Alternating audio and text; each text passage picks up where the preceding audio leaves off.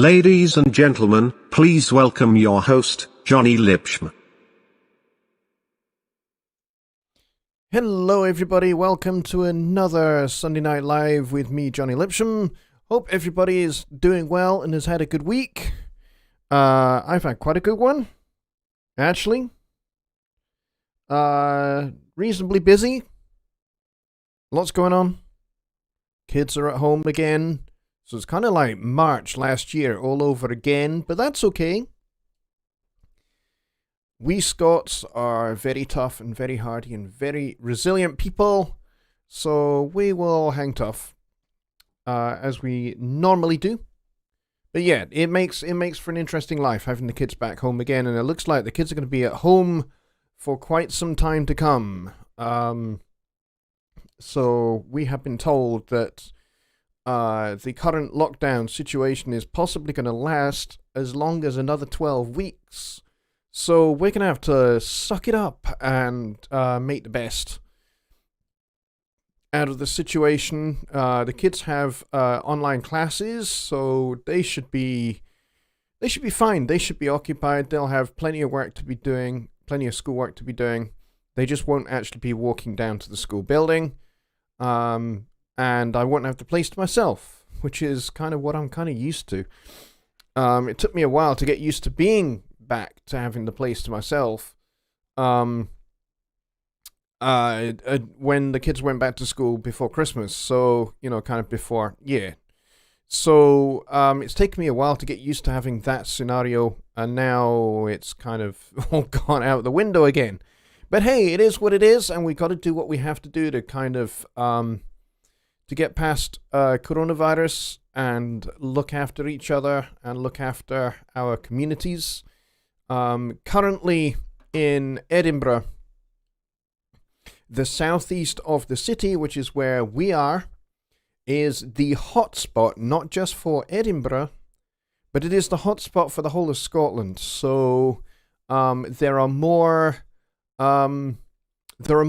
cases per capita in the southeast of Edinburgh than anywhere else in the whole of Scotland, and certainly more deaths per capita as well. So, yeah, we're in the danger zone right here. So, I am confining myself mostly to indoors and occasionally down to the corner shop, and that's about it. So yeah, it is what it is, but, hopefully with vaccines rolling out across the whole of the United Kingdom, across the whole of Scotland, hopefully things should be better soon. I don't know how long it's going to take. I don't know how long it's going to take for vaccines to kind of take, the full effect of vaccines to take effect. I'm not a virologist and I'm not an epidemiologist either, but it is what it is. And, for as much as I say, hey, we keep politics out of this, and we do.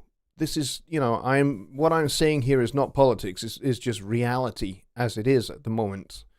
I'm not blaming anybody for the situation that we're in. We are in the situation we're in. We just need to do the very best we can to get out of it. So that's the story. That's where it is at the moment. As I say, vaccines are rolling out. My wife has to have because she works in the healthcare profession, she has to be tested for COVID every other day, I think it is. So she has a whole set of testing equipment by which she can administer a test to herself every other day. So that kind of makes things entertaining. But yeah. And there are various things that are kind of keeping me going at the moment. One is my work at Personas is keeping me going, and keeping me from going completely stir-fry crazy. Plus, there's you guys here on my Sunday Night Live show. I'm thinking about, like I did last time we had lockdowns, I'm thinking about doing some extra shows.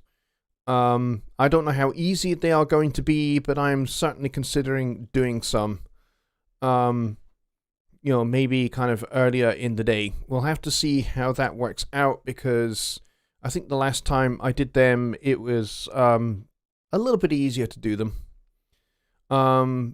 Certainly timing wise. So we'll have to see. But I'm thinking about doing some additional shows other than just doing Sunday Night Live. Just to basically help you guys keep focused on making music.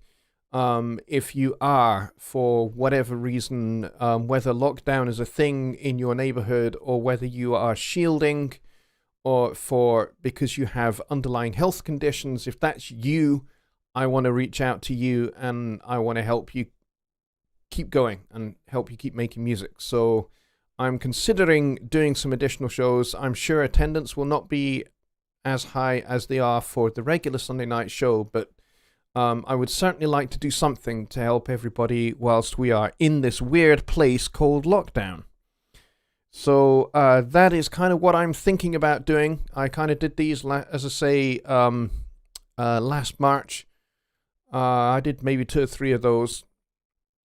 And attendance wasn't that great. I think I had like 3 or 4 people along to them. And so I had to kind of stop doing them because they weren't really worth it. But yeah, so I'm considering doing that. If that is something that you personally are interested in, then please do drop me an email and let me know if that's something you would like to see happen. Some additional shows. Obviously, I'm going to have to work around Jonny Give's nightly streams because, he does those every night and has done for the last 3 or 4 years. So I kind of don't want to upset his flow particularly. But, that's kind of what I'm thinking about doing. All right, so let's see who's here. And I'm going to start off with Bobby Booth because he has just donated $10.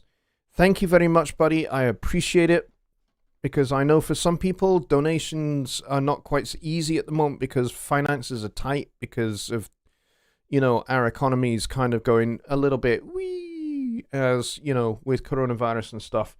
But he says, for some aspirins, thank you very much. Appreciate it. All of those kind of things are helpful and useful. So thanks a lot. So I'm going to go up to the top of the chat, I should say. Thomas was the first in the door. Quickly followed by, it's almost an hour later, by Tony. Mike Neighbor, Just Bob is here. So I think that's all my moderators are here.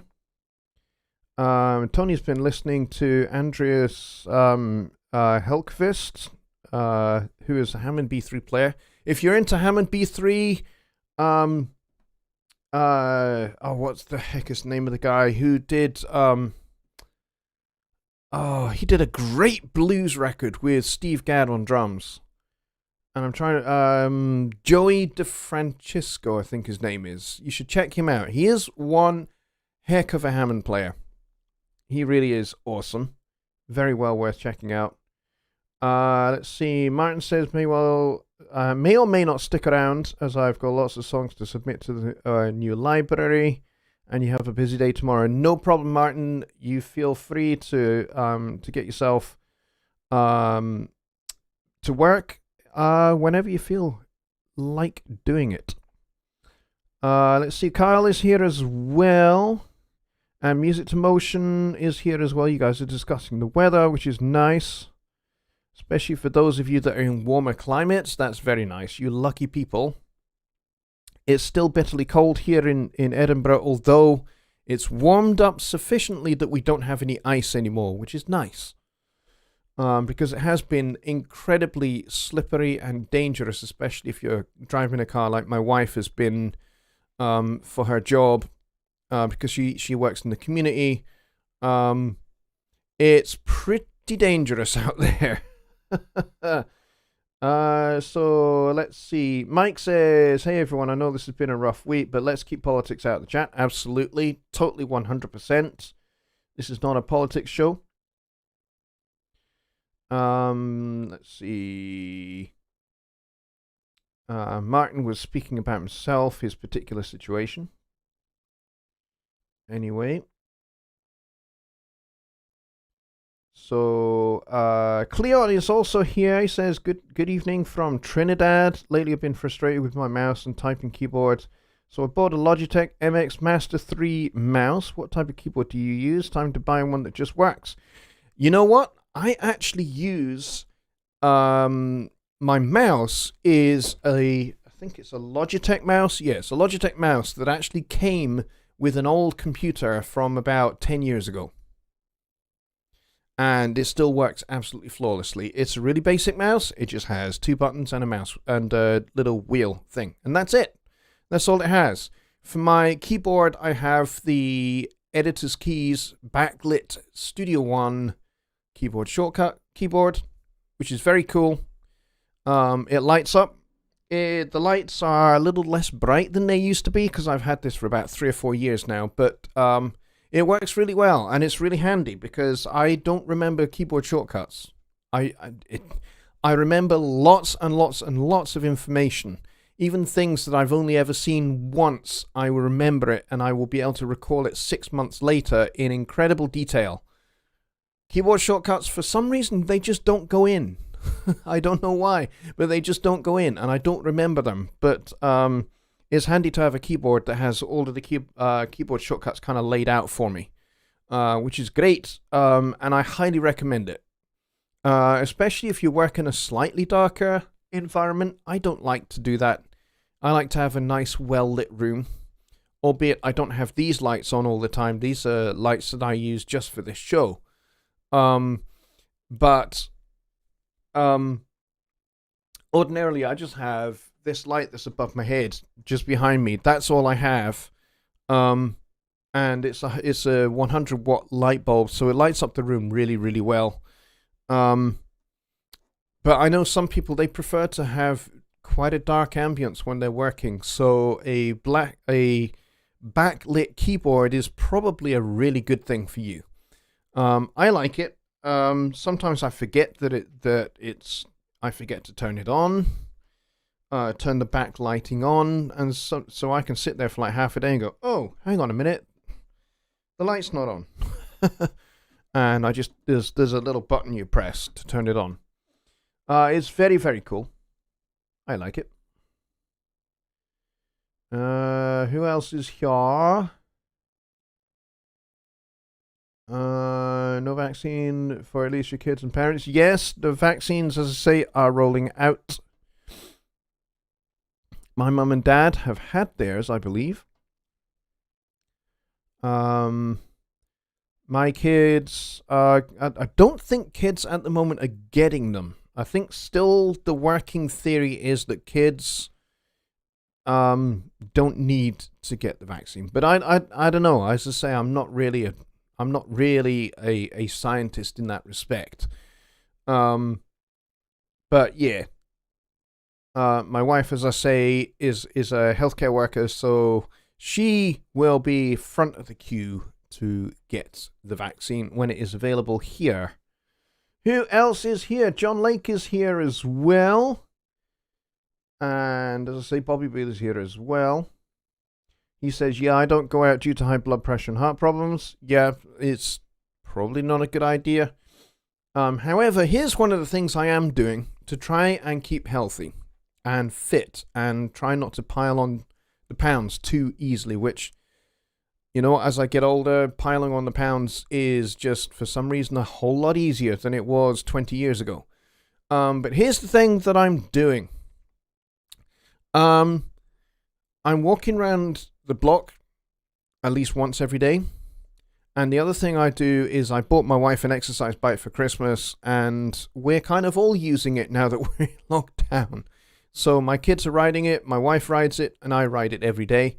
And the other thing that I do is we have a Nintendo Wii, if you remember those cool little devices.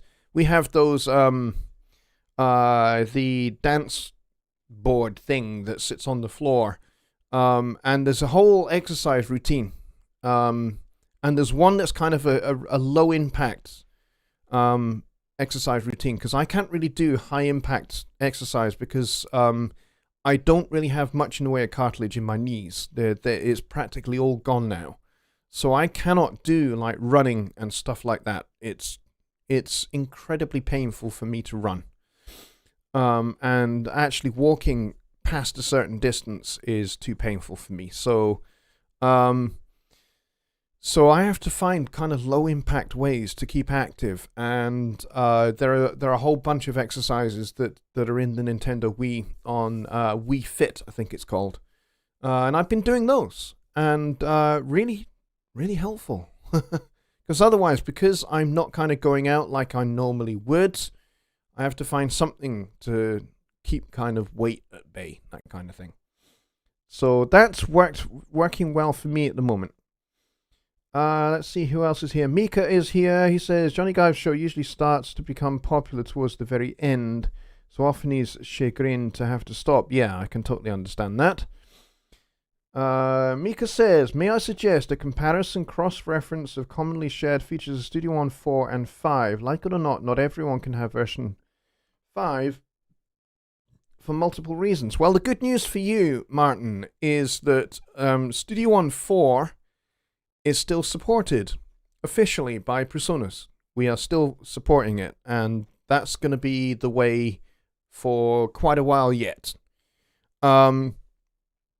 And as for different features, really essentially the big difference between Studio One 5 and Studio One 4 is that Studio One 5 now has the show page, and it has mixer scenes, and it has a few other bits and pieces. But the big one really is the show page, and the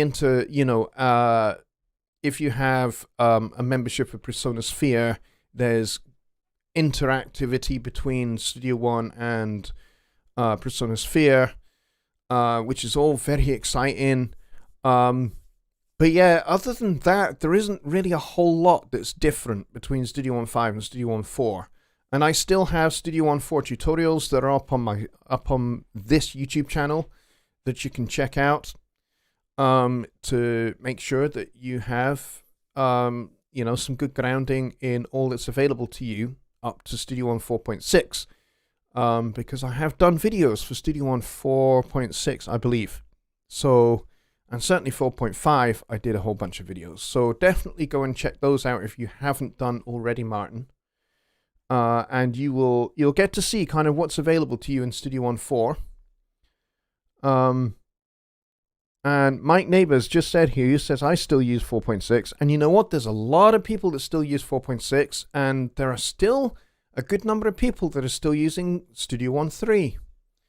And I even know some people that are still using Studio One 2. So it's not really, you shouldn't really feel bad for not being on Studio One 5. I understand that not everybody can afford to upgrade, every time there's a new version out there. Not everybody can afford to do it, and actually not everybody can afford to, have the latest, most up-to-date computer that would allow you to always be able to upgrade to the latest version. Not everybody can do that. And that's okay. And, I still will help people out when they have issues with Studio One 2. Now, obviously, if you're on Studio One 2 and you encounter something that is clearly a bug, all I'm going to be able to say to you is that was fixed in version 3. And in order to see that fixed, you would have to upgrade to Studio One 3.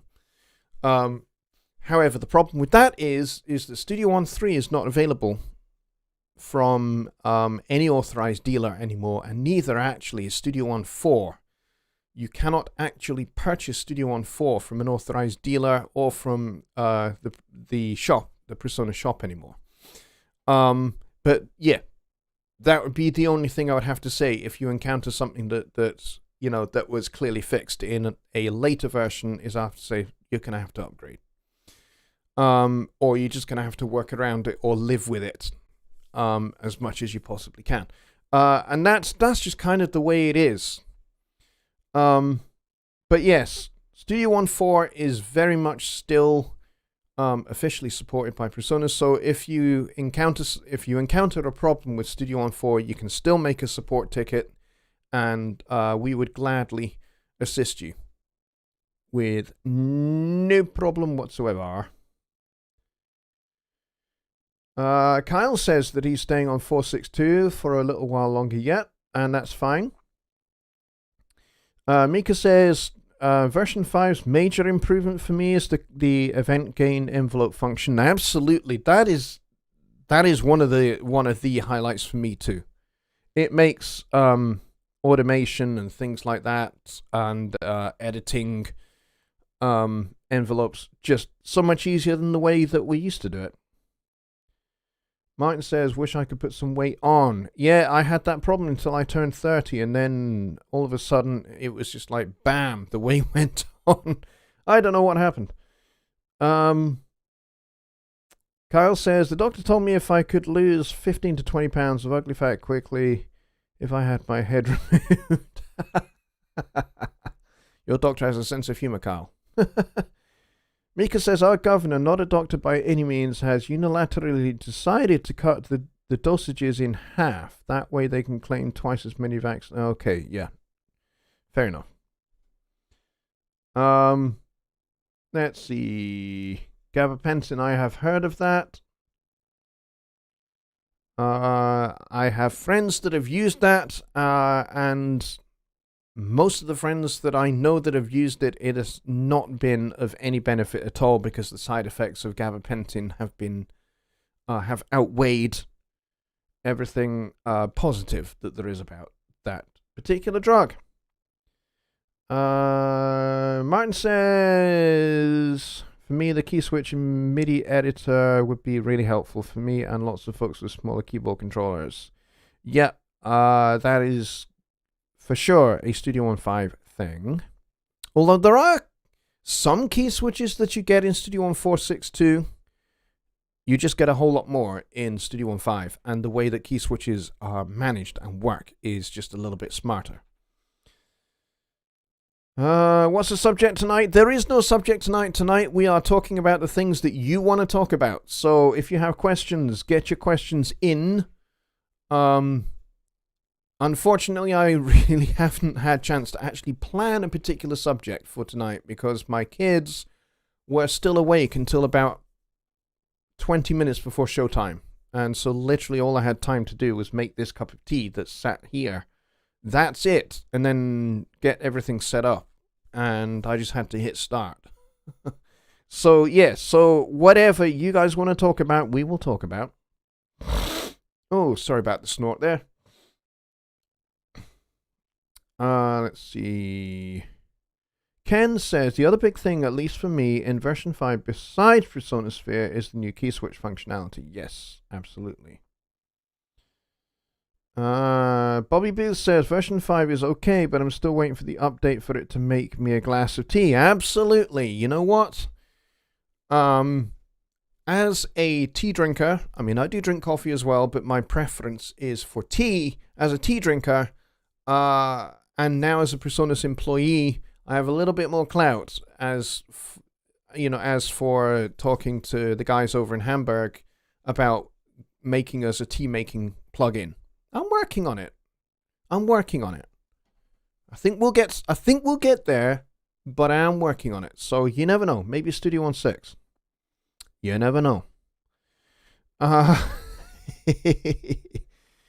Let's see. Mika says I have less crashing with 5 than with 4.6 on Mac Catalina. Yeah, we fixed a whole bunch of things that cause crashes with Studio One 5.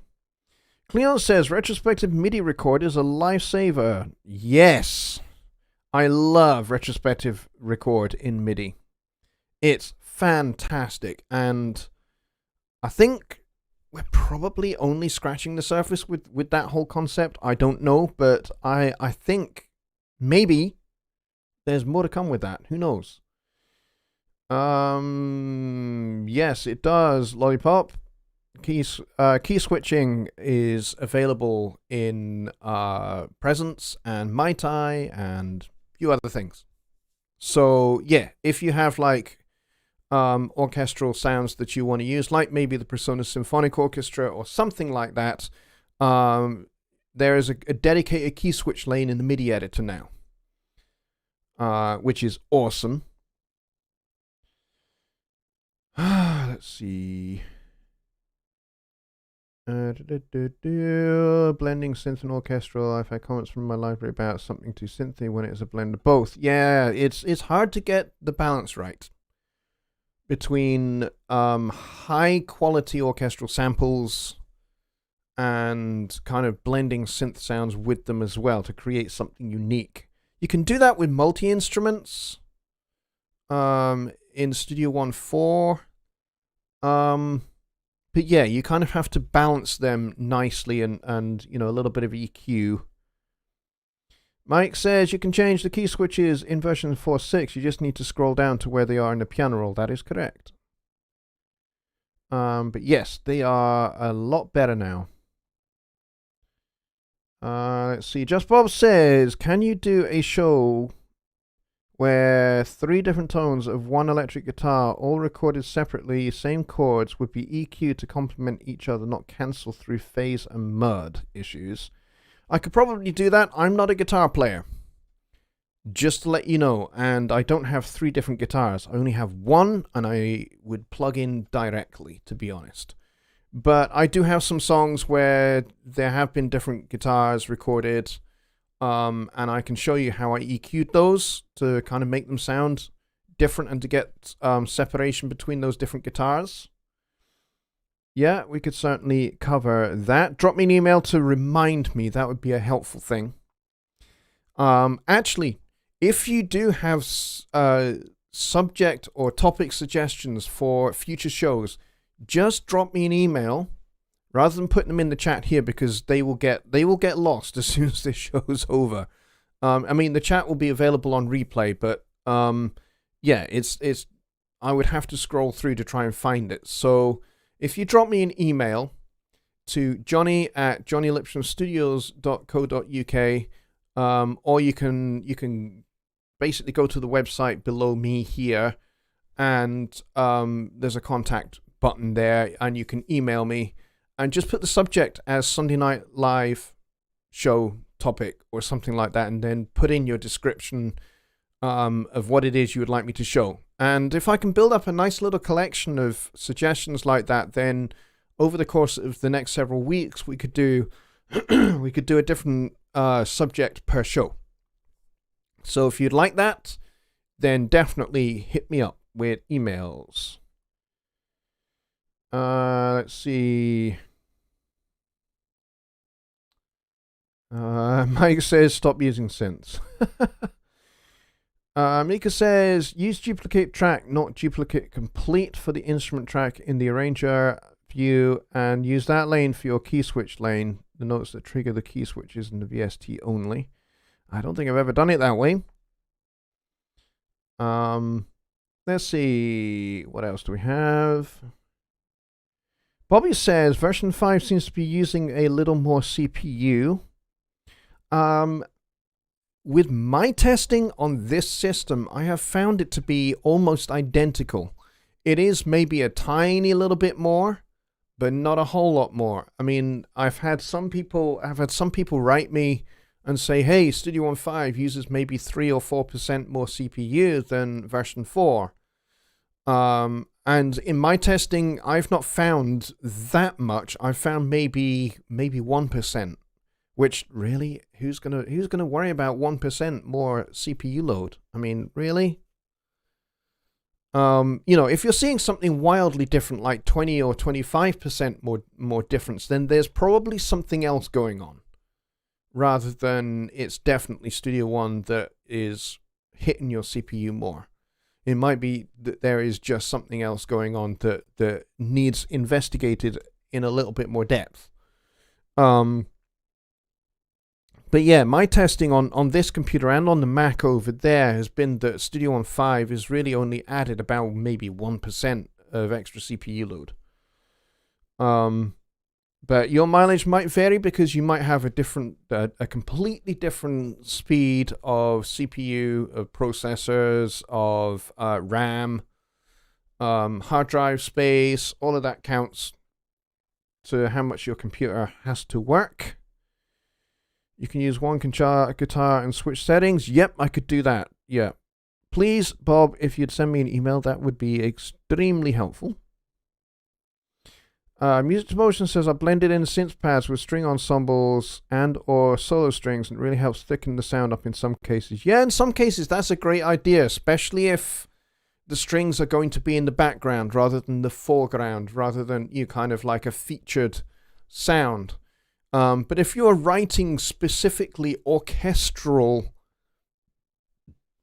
work for a music library, then you're going to have to be quite strict about how you do that. And you're probably going to have to invest a little bit in some higher quality sampled sounds, to be honest. Like Vienna Ensemble Pro, for example, would be one that I would recommend, or East West would be another one that I would recommend. I have a very good friend of mine who is a film composer, and I have worked on a couple of films with him. He's a fantastic bloke, and he has the full East-West complete on his computer. And those sounds are simply amazing. Now, my friend who I'm referring to worked with David Arnold on the... sorry, smacking the mic. He worked with David Arnold on, I think it was the Lord of the Rings movies. He did some of the orchestration work for David Arnold on those films. So he used a lot of his sample library to do that work. And they sound absolutely amazing. I mean, it's not an inexpensive library to say the least, but it's really high quality. And if you want to get your music to a library that is going to be really high quality, that is going to give you a good return on your investment in such a library, then it is worth doing. You have to weigh up with doing library work for sync licensing. You have to weigh up how much of a return you're going to get from your work against how much money you ought to invest in order to get a better return. And sometimes it may well be the case that you just need to invest that little bit extra money into something like Vienna Ensemble Pro in order to be able to create higher quality work that will get your music into a better position for the sync licensing libraries. And therefore they will be more likely to draw upon your work rather than reject your work and say, these sound a little bit too synthy. You need to be using higher quality samples, for example. Which, that might be something that you hear, reasonably often with some libraries. And sometimes, some libraries will just chuck out your work. Not because the quality of the samples, but maybe they're actually listening to the orchestration and maybe what they're really hearing is just some orchestrational errors that make it sound a little bit more obvious that you're using sampled instruments played on a keyboard rather than, writing for an actual orchestra. That's the big trick with using any virtual instrument. If it's a sample of a real set of instruments like an orchestra, the real trick is writing like you would write for an actual orchestra. Now, that may well mean that you need to invest in something like Udemy to go and do an orchestration course or something. Like beginner orchestration or intermediate orchestration. And I'm pretty sure, or Nebula or somewhere like that, I'm pretty sure that there are classes on both of those platforms where you can go and learn how to orchestrate for a real orchestra, and that will help you for writing on just a keyboard with a virtual orchestra, because you'll understand a little bit more how first violins, second violins, violas, cellos, basses, and then woodwinds and brass all need to interact together to create the right kind of sound for the orchestral work that you're writing, or the orchestral sound you're trying to create. So that's something for you to bear in mind. Those of you that are doing sync licensing, and you're being asked to create, kind of more orchestral sounding stuff, is, look to be authentic as much as you possibly can. Because the more authentic you are with how you deal with orchestration, the more your work is going to be effective and is going to sound like it belongs in a real orchestra. Kind of almost regardless of the quality of the samples, to be honest. If you're writing effectively for orchestral samples, even if the samples are maybe not that great, if you're writing for those using the correct kind of orchestrational techniques, then it's going to sound a lot more authentic than, if you have this big gap between strings and woodwinds and brass. And, fairly early on in orchestrational writing, quite often that's what you have. You have like violins way up the top here, and then woodwinds down here, and then brass, and then lower woodwinds, and then lower brass. And, never the twain meet. There are big honking gaps between the sections of the orchestra. You have to try and avoid that. And it takes practice. It takes a lot of listening to orchestral works. Like, listen to people like Wagner, Bruckner, Berlioz, or John Williams, or Ralph Vaughan Williams, or Aaron Copland is another great orchestral writer who had a lot of influence on a lot of people. Holst is another great example of great contemporary sounding orchestral writing.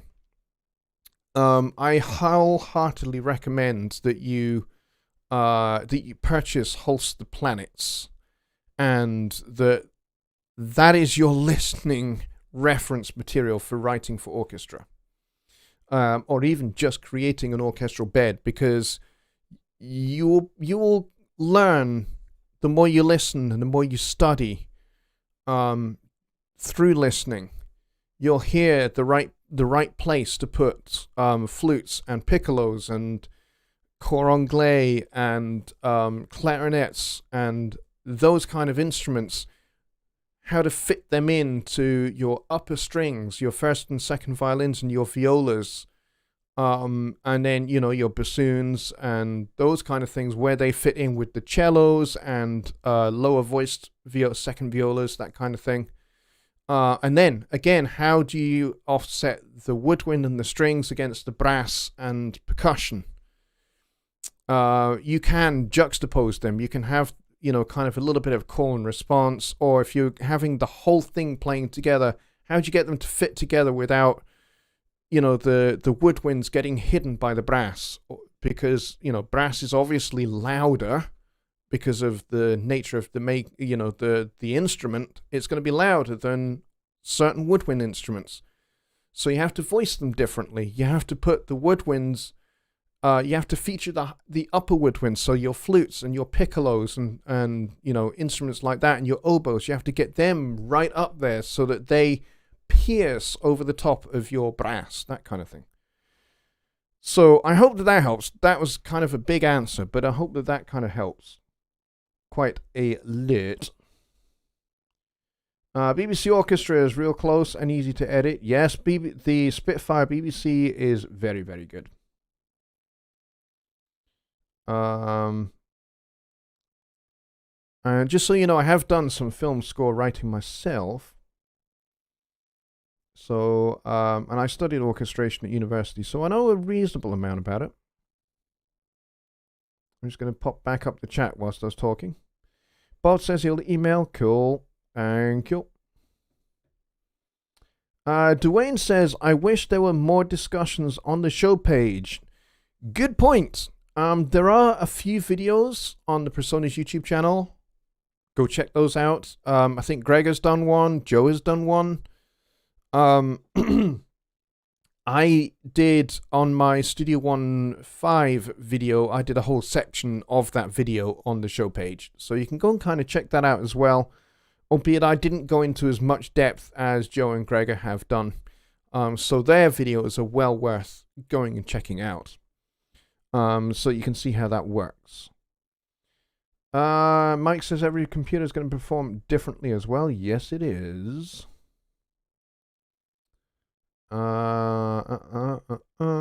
Mika says, tip note to self, wear earplugs when in studio for long, tricky, loud horn session. My ears are bleeding. Yeah, absolutely. I could not agree more. I recorded a record in my old studio, which was half the size of this studio. Okay, if you can imagine this room, chop it in half. It was about that big. And I decided, I don't know what possessed me to do this, but I decided I was going to write a piece for a mixed ensemble. And I know in Edinburgh, I know a lot of musicians that play different instruments. And so I wanted to write this piece for like a 20-piece mixed ensemble. And so obviously I don't have the space to be able to record them all at once. So I had to overdub. And I had to record everybody in pairs. So, you know, when I was recording the trumpets, I had 2 trumpets that were standing literally about 1.5 feet behind my head. And even with just, you know, these headphones or my HD9s on, the volume was too much. So I put my earplugs in that I normally wear when I'm playing gigs and the headphones on at the same time. And that was just about bearable. So yes, that's a good tip. Let's see. Cleon says he's giving his computer specs. Cool. He also says some of the hybrid trailer music I mix in synths with Spitfire, BBC Symphony Orchestra, and East West Libraries. Yep, that's a good thing to do. I would love to have East West. Can't afford it though. Yes, it's pretty expensive, Martin. I agree with you. I don't have it because it is pretty expensive. Albeit now I'm probably more in the financial market where I could probably get it now, but I have to think about how much film music am I going to be writing? And at the moment, for me personally, there's no real call for it because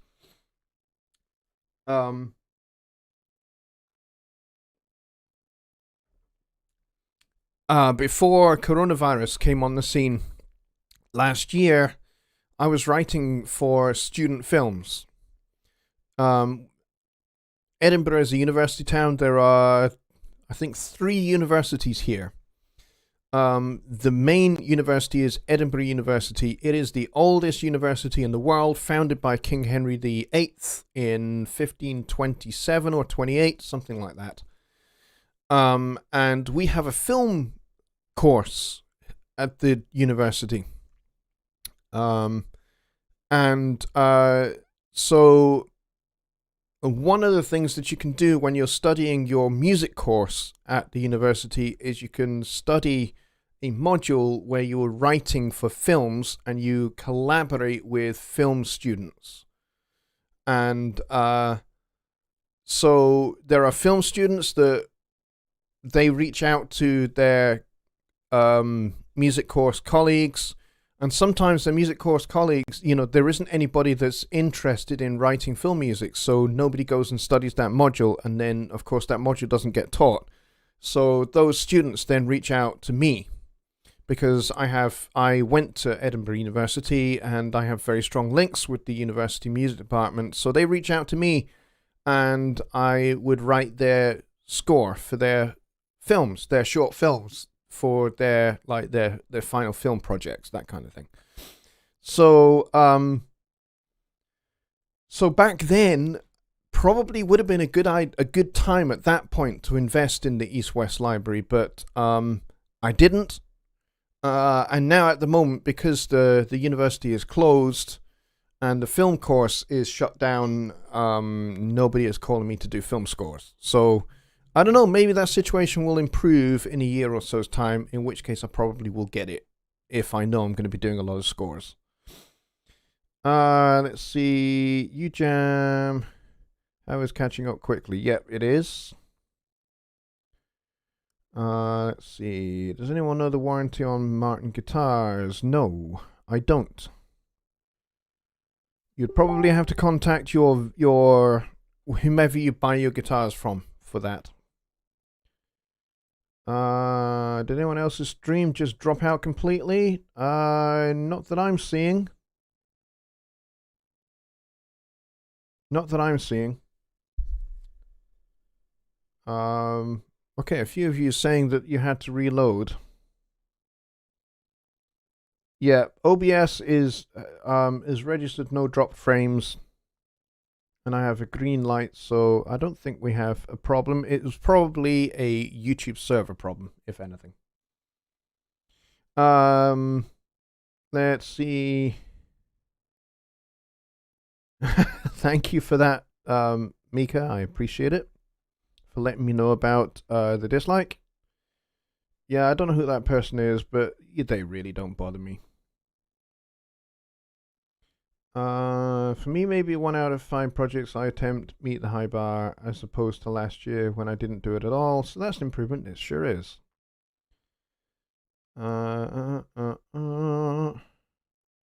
Mika says, when I was doing Miami Vice, post deadlines were grueling. Not everything that went out the door was pride inducing.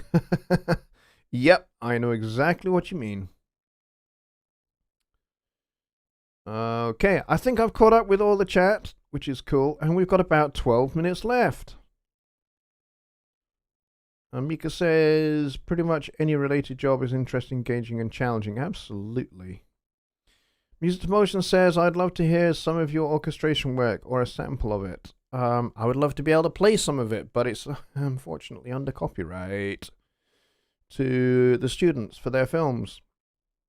Because what happens here is the film students, they submit their films to be assessed, but they also get entered into the film festival, the Edinburgh Film Festival. So part of what I do is they pay me to write the score, and then of course they purchase the score as well. So they purchase the rights to own it, and so they own the rights to it. It is just the way that I have been working with the university to do it that way. PM to you, a couple of orchestral libraries that focus almost entirely on orchestral epic music. Yep.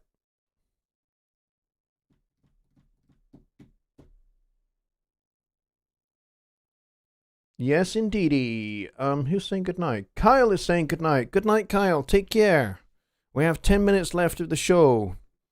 If you have any further questions, please get them in the chat right now. And I'd be happy to answer them. It's cool to talk about orchestral music.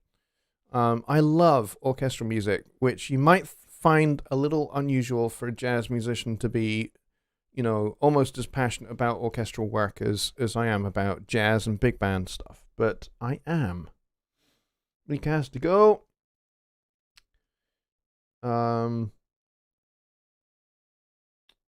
Good night, Mika. Take care. Enjoy your pie. Not had pie in a long time. My favorite pie is Aberdeen Angus steak pie. I love those. All right, I don't see any more questions coming into the chat, so we may wrap up the show early, but we'll see.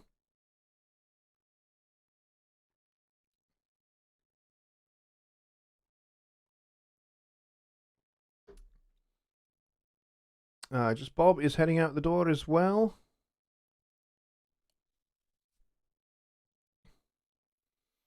So anyone else got any other questions? Otherwise, we will call it a night.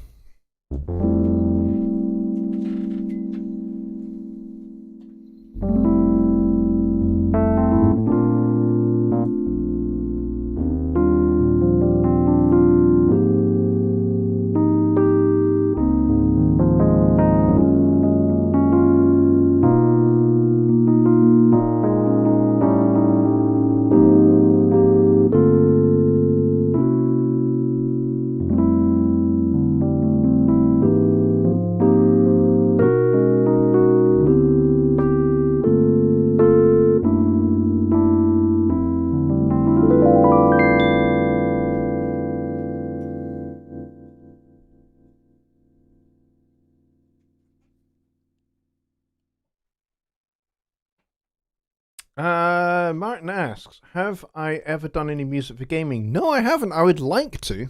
And I know people that are involved in writing music for gaming, but I have never done that. It would be pretty cool, but from what I can gather, it's actually pretty hard to get into.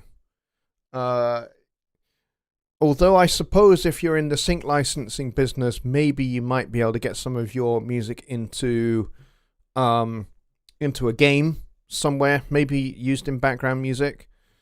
Like, for example, if you think about games like Grand Theft Auto, if you've ever played Grand Theft Auto, you will know that there are various radio stations that, whenever you get in a car, there's a radio playing, and you can tune into all sorts of different radio stations. Well, there are people that actually record those, specifically bespoke for Rockstar Games, for Grand Theft Auto. So yeah, maybe that's something you can get into. I don't know how easy it is. I did send a question. Yeah, I've just read out your question, Martin. So, and if you're talking about messaging me a question, I don't have Messenger open when I do my show. Sorry, mate. Cool. Okay. Thank you. Right. I'm going to call it a night there, folks. Thanks ever so much, everybody, for coming. And I think we had about, let me see, what did we peak at? We peaked at 27, which is kind of roundabout average, which is not bad for the show. We got a very, very nice, generous donation from Bobby Booth for aspirins. Yeah, I'm going to need those with the kids being around all the time. I appreciate it. And yeah, thanks a lot, everybody, for coming along the show. If you have specific topics that you would like to have as a focus, or a future Studio One that you want to take a more detailed look at, drop me an email, let me know, and we can see about getting the next several shows lined up with a bunch of different topics, because that'd be pretty cool. So it's not just me waffling. And kind of we can split the show between kind of like a particular focus and some questions at the end. So that would be cool. All right, good night, everybody, and I will see you all on Wednesday for Songwriting Simplified over on Jonny's channel. See you then.